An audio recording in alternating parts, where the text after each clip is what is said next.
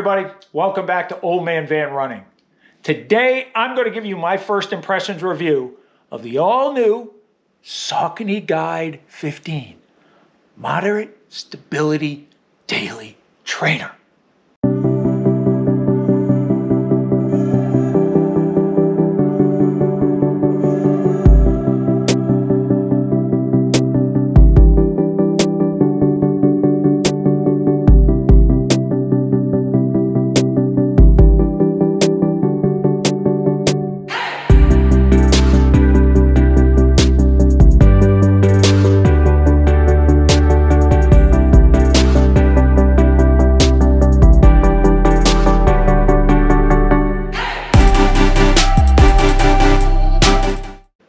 This is a significant update in the Saucony Guide series.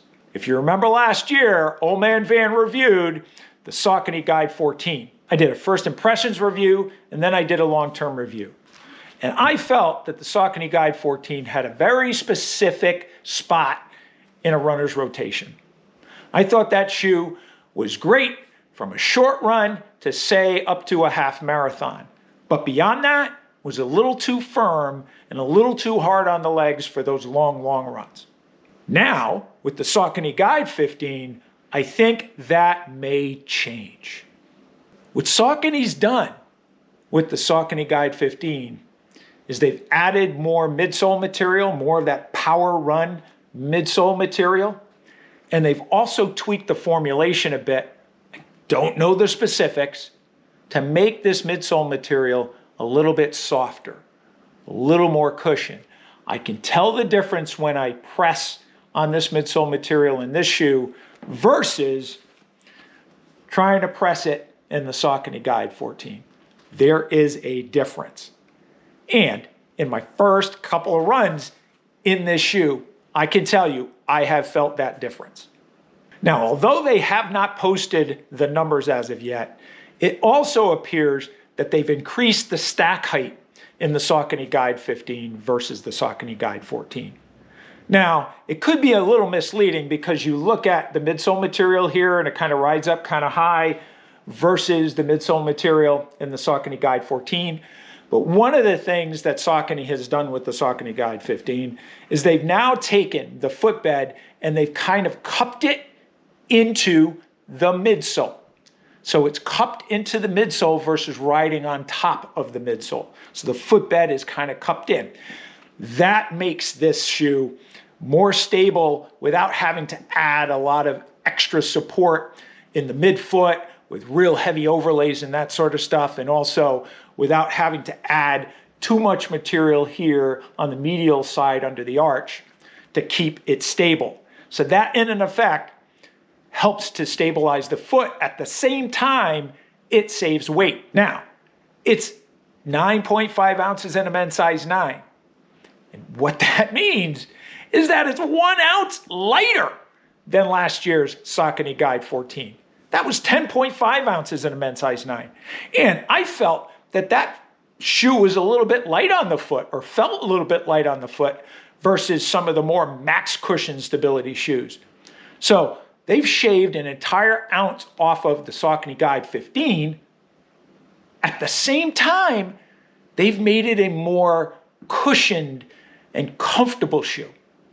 So as far as the stack height, as I mentioned, it's the footbed is cupped into the midsole. It appears to have significantly more stack height. I don't know the numbers on that. I haven't seen them published anywhere, wasn't able to measure it myself. But the feeling is that it's maybe a little bit more than the Saucony Guide 14, but it does feel like it's higher, or there's more stack height than the Saucony Guide 14, and it definitely feels more cushioned on the foot.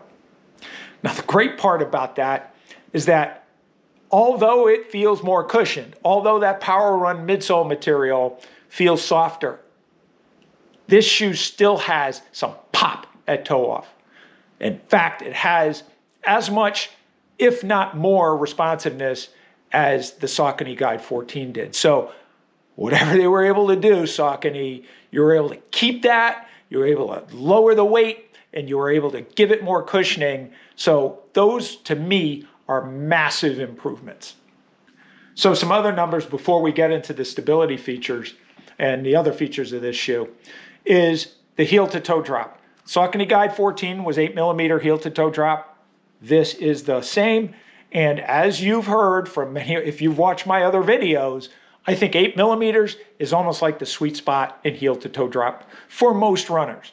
It's not too high like a 12mm or 13mm heel to toe drop, which as far as I'm concerned is just way too significant of a drop for long runs and for those runs where, hey, you know, you're doing a lot of heel striking because you're getting tired out. I think maximum you should go is 10mm.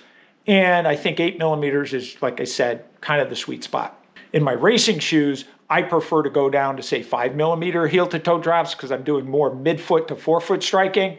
But I think in this kind of shoe, which is going to be a daily trainer, which you want to be versatile, you want to be able to run slow in it, but you also want to be able to pick up the pace a bit, I think 8mm is a perfect heel to toe drop. So some other significant improvements in the Saucony Guide 15 is this upper. This upper engineered mesh, much softer, much lighter than that in the Saucony Guide 14. Very, very comfortable, moldable to your foot. I found that there was plenty of room in the toe box. I take a medium width, a width D, and it felt just like it molded to my foot. It wasn't too tight, it wasn't too loose, and the fact that this upper was so pliable, moldable, it just felt very, very comfortable and true to size. There are some slight overlays here just in the wear areas around the toes.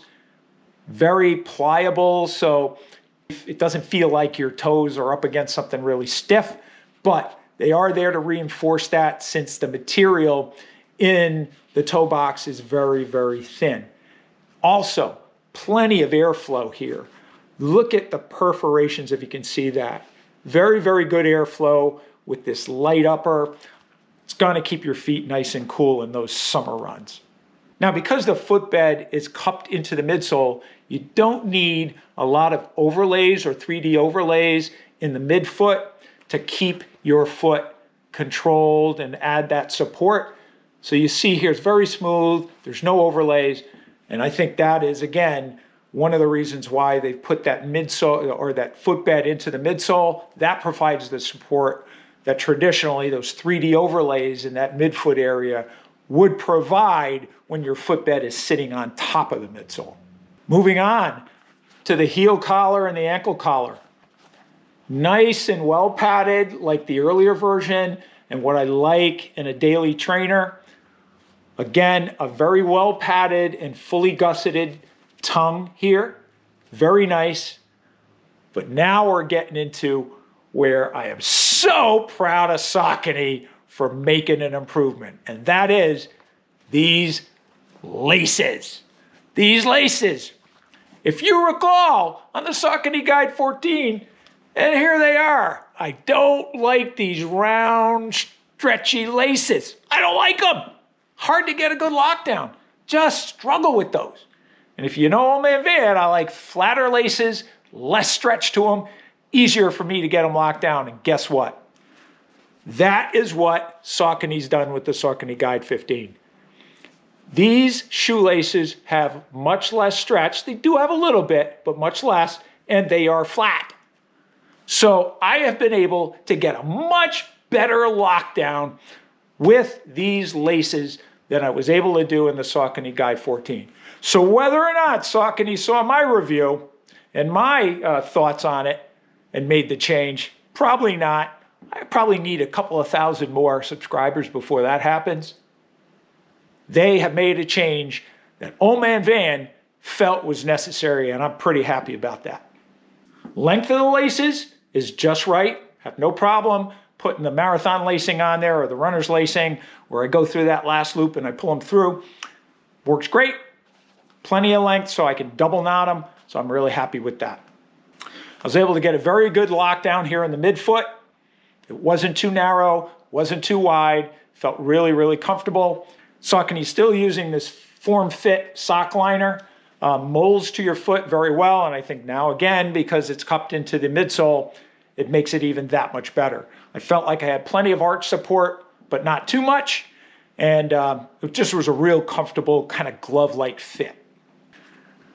The heel counter, plenty of structure from the bottom and around the sides here, all the way up through the top. Because it's padded well on the inside, that firmness or that stiffness in the heel collar didn't cause any issues with my Achilles. There's plenty of padding in there, but it gives you a real secure lockdown fit in the heel. So let's get into the stability features on the Saucony Guide 15. So if you remember last year, and I'll show this, the Saucony Guide 14 had this TPU guidance frame technology and this big block of very hard plastic, or TPU, very hard plastic.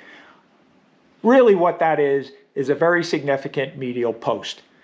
And you know, that takes away from the cushioning in the shoe. It makes it a little firmer when you foot strike. You know, it's there to keep your foot from rolling in, but that's a significant block of that. So it's a typical medial post in my estimation, regardless of what you call it.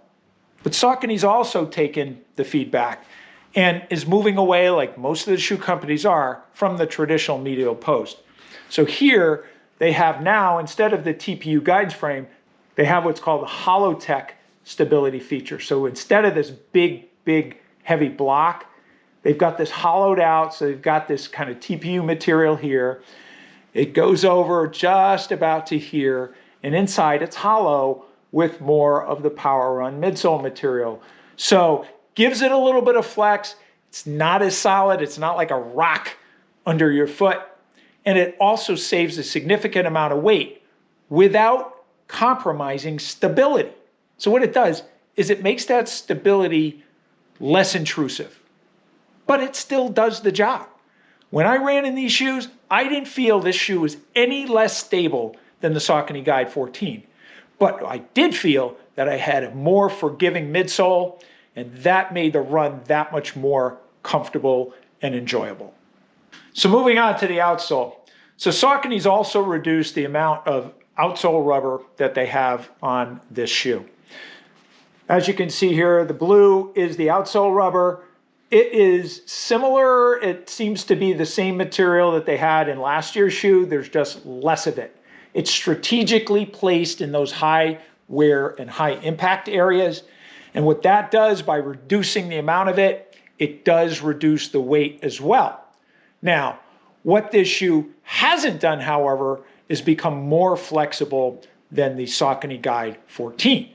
So if I take that shoe, you see these flex grooves, which make the front of this shoe or the forefoot of this shoe much more flexible.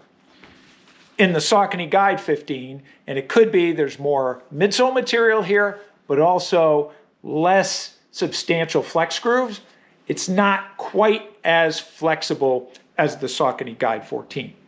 Now, I've only done a couple of runs in it, so is that going to loosen up a little over time? It might, but it's not stiff either. So I think what Saucony's doing here is trying to get a happy medium between flexibility and enough stiffness to help at push off and give you a little more responsiveness through toe off. So, in summary, Saucony's done a real good job at improving the Saucony Guide. The Saucony Guide 15, major improvements on first impressions over the Saucony Guide 14. They lowered the weight by a full ounce down to 9.5 ounces from 10.5 in a men's size 9. That is significant.